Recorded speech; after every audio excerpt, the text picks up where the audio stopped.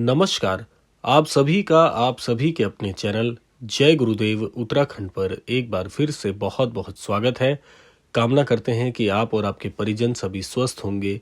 इसी कामना के साथ आइए बढ़ते हैं आज के इस दिव्य क्रमांक की ओर। क्या आप भी आजकल अपने जीवन में हारा हुआ महसूस कर रहे हैं? क्या आपकी परेशानियां आपके जीवन को बहुत ही शिथिल बना रही हैं? क्या आपका जीवन भी कष्टों से भर गया है? क्या आप भी दिन रात सोचते रहते हैं कि मेरा जीवन में आगे क्या होगा? अगर आप भी इन परेशानियों से जूझ रहे हैं और ना चाहते हुए भी पूरे दिन भर में अनेकों विचार आपके मस्तिष्क में आ और जा रहे हैं, तो आप समझ लीजिए कि आप बहुत परेशानी का अनुभव कर रहे हैं। लेकिन बहुत से लोगों का प्रश्न हमारे पास इसी संदर्भ में आता है कि हम जीवन में बहुत परेशान हैं, चिंताएं दिन प्रतिदिन बढ़ती जा रही हैं। इससे निजात दिलाने के लिए महाराज जी की कौन सी शिक्षा का अनुसरण करें, कैसे इस परेशानी से बाहर आएं, जबकि हम ये भी जानते हैं कि अधिक सोचना बहुत ही हानिकारक हो सकता है, लेकिन फिर भी हृदय और मन जानते हुए भी इस परेशानी का शिकार बन गया है। महाराज जी की एक शिक्षा बहुत ही सार्थक है जो आज भी आपकी बहुत ही सहायता कर सकती है इस विषय में। महाराज जी हमेशा कहते हैं कि जीवन में कभी भी अपनी तुलना किसी अन्यत्र व्यक्ति के साथ नहीं करनी चाहिए। ज्यादातर लोगों की परेशानी शुरू ही यहीं से होती है और खत्म भी यहीं पर होती है। हम सभी अपने जीवन में इसलिए दुखी हैं क्योंकि हमारे चित परिचित लोग हमसे जीवन में थोड़ा आगे निकल गए हैं। उनके सुख और समृद्धि को देखकर हम अपने जीवन की तुलना उनके जीवन से करने लग जाते हैं, जिससे हमारा दुख उतना बड़ा नहीं होता जितना कि हम उसे स्वयं बना लेते हैं। मन तुलना करने के साथ साथ अपने जीवन को उनके जीवन से जोड़कर देखता है और बाद में हम ये पाते हैं कि हमारा जीवन तो कहीं ना कहीं पिछड़ गया है।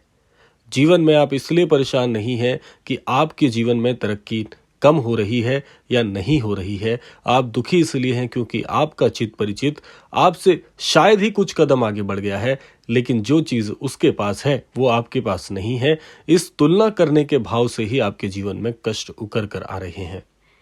महाराज जी हमेशा कहते हैं कि हर व्यक्ति का जीवन अलग होता है, हर व्यक्ति की जीवन की परिस्थितियां अलग अलग होती हैं, हर व्यक्ति के जीवन का संदर्भ अलग है, हर व्यक्ति की सोच अलग है, शक्ति अलग है, ऊर्जा अलग है। तो आप भला दूसरे से अपनी तुलना कैसे कर सकते हैं? तुलना का भाव ही मन में हीनता पैदा करता है और यही हीनता आपके दुख का प्राय कारण है।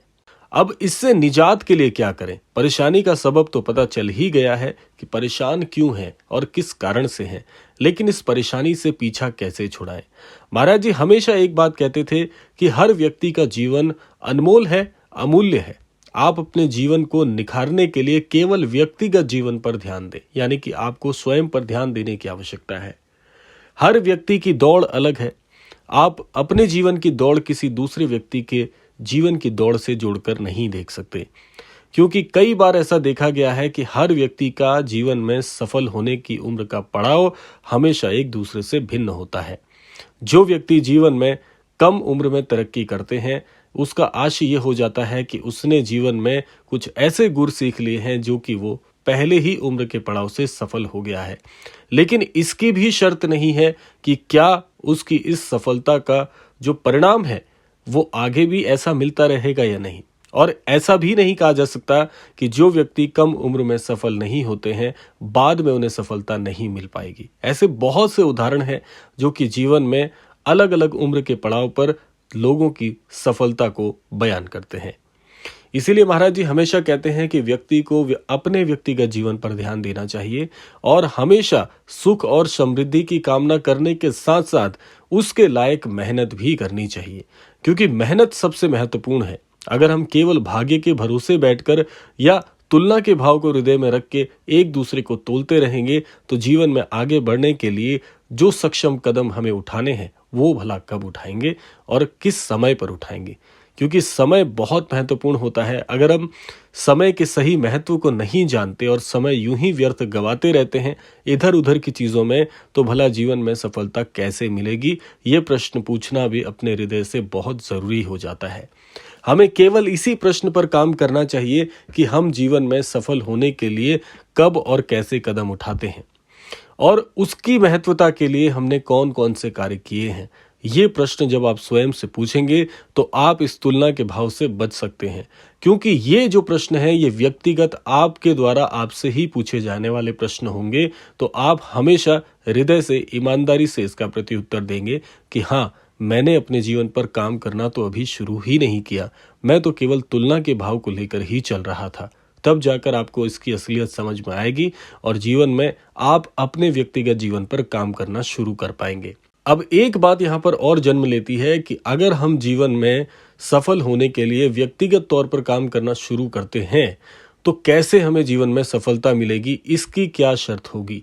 अब इसका प्रत्युत्तर सटीक क्या हो सकता है। महाराज जी एक बात कहते हैं कि जब व्यक्ति पूरी मेहनत और ईमानदारी के साथ अपने काम को करने लगता है तो उसके जीवन में ईश्वर का भाव जुड़ जाता है। अब ये ईश्वर का भाव जो है ये बहुत चमत्कारिक है, ये हर व्यक्ति के जीवन में नहीं जुड़ता। इस बात को आपको ध्यान रखना होगा।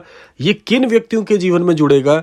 जो व्यक्ति अपने काम में ईश्वर को देखते हैं, जो अपने काम में पूरी ईमानदारी बरतते हैं, उस मेहनत के पड़ाव को कभी भी प्राप्त करना नहीं भूलते जितनी उनके जीवन में उन्हें आवश्यकता है सफल होने के लिए। तो आप जब इन सारे मापदंडों को प्राप्त करना शुरू करते हैं तब जाकर आप अपनी सफलता के उस आयाम तक पहुंच पाते हैं जो स्वप्न आपने अपनी सफलता के लिए देखे हैं या अपने जीवन को बनाने के लिए देखे हैं। ये मापदंड हर व्यक्ति को प्राप्त करना बहुत बहुत जरूरी है अगर वो जीवन में अपने स्वप्न पूरा करना चाहता है तो, और जीवन में सफल होना चाहता है तो इसीलिए यहां पर महाराज जी आपको सिखाते हैं कि व्यर्थ की चिंताएं मस्तिष्क में रखना आप छोड़ दीजिए, क्योंकि आप इन चिंताओं को मस्तिष्क में रखकर अगर केवल सफल हो सकते हैं तो इन चिंताओं को करना, इन चिंताओं को मस्तिष्क में रखना जरूरी हो जाता है। लेकिन जब इन चिंताओं से आपके जीवन पर फर्क पड़ ही नहीं सकता, केवल आपका स्वास्थ्य खराब हो सकता है, तो इन चिंताओं को सोचने का, मस्तिष्क में रखने का भला क्या कारण हो सकता है। इसीलिए व्यक्ति ज्यादातर परेशान रहता है, क्योंकि वो काम, मेहनत और ईमानदारी जैसी चीजों से दूर होता है और केवल एक चीज के भरोसे बैठता है, वो होता है भाग्य।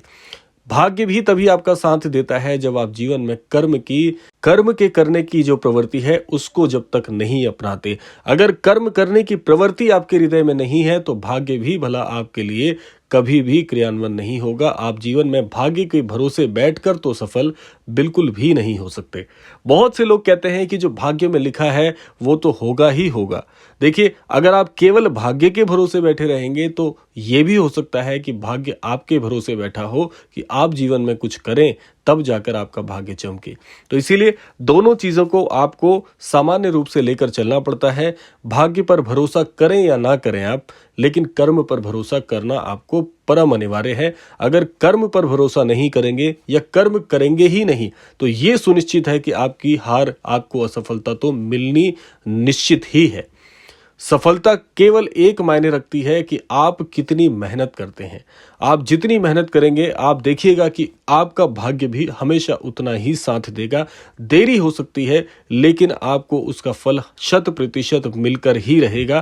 तो इसीलिए अपने कर्म में आप ईमानदार रहें। जो भी आप काम करते हैं उसे ईश्वर मानकर करें। आपका जीवन कभी भी असफलता का मुख नहीं देखेगा। आपको सफलता भले देरी से मिले लेकिन मिलेगी 100%। तो ये था आज का अद्भुत क्रमांक। आशा करते हैं क्रमांक आप सबके लिए फलदायी होगा। इसी कामना के साथ समय आता है विदा लेने का, और विदा लेने से पूर्व समय है रोजाना की प्रार्थना का। यही प्रार्थना करना चाहूंगा कि श्री महाराज जी सभी को सन्मति और सद्बुद्धि की प्राप्ति कराएं और इस संपूर्ण सृष्टि का, इस संपूर्ण लोक का कल्याण हो। इसी कामना के साथ विदा लेते हैं। मिलते हैं अगले क्रमांक में। तब तक के लिए जय श्री राम, जय गुरुदेव, जय उत्तराखंड।